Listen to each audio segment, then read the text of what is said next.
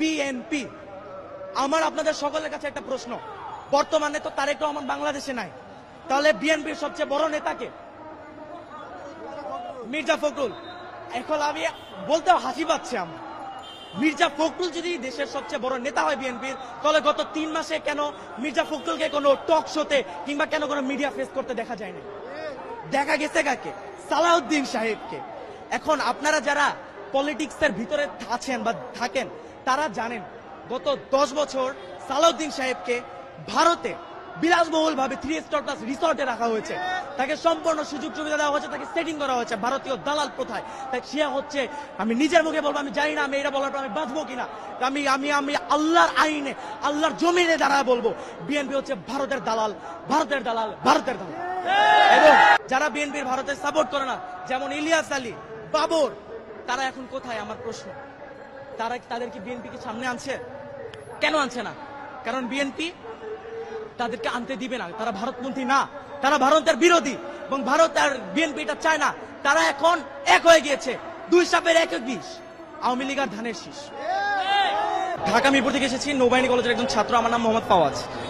আমি একটি প্রশ্নের সর্বপ্রথম একটি উত্তর দিতে চাই, সেটা হচ্ছে জামাতে ইসলাম কেন চাঁদাবাজি করে না, কেন কোনো লুটতরাজের সাথে জামাত ইসলাম নেই?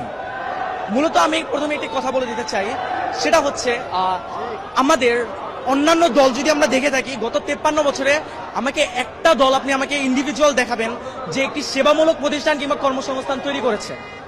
কোনো দল পাবেন না। তাদের আইডিওলজি হচ্ছে নেতার পিছনে নেতা কর্মী ঘুরবে, জয় বাংলা নাইলে জয় বাংলাদেশ জিন্দাবাদ স্লোগান দিবে আর নেতার নাম নিবে, এটা হচ্ছে তাদের আইডিওলজি। জামাতের আইডিওলজি এটা নয়।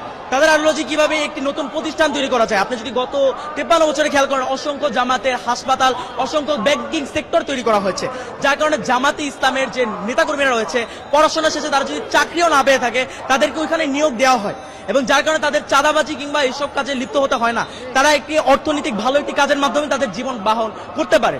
এবং জামাতের আদর্শ এবং অন্য একটি দলের আদর্শে ভিন্ন কোথায়? আমি একটি কথা বলতে চাই, অন্য একটি দলে আপনি সেন্ট্রাল থেকে টাকা পাবেন, টাকা যদি না পান আপনি চাঁদাবাজিতে লিপ্ত হবেন। আপনি বিএনপি বলুন, আওয়ামী লীগ বলুন, ছাত্র দল বলুন, ছাত্রলীগ বলুন, সবাই একই ক্যাটাগরি।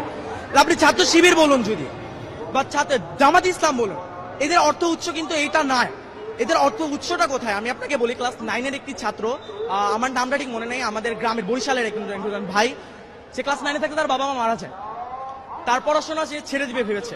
তখন জামাত যে সংগঠন তার সাথে কথা বলে যে তার সম্পূর্ণ ব্যবস্থা তারা গ্রহণ করে, তাকে সম্পূর্ণ শিক্ষিত করে, তাকে দেশের বাইরে পাঠায় পড়তে, এবং তাকে ডক্টর বানিয়ে বাংলাদেশে ফেরত আনে। এখন আমার প্রশ্ন, একজন বিবেকবান মানুষ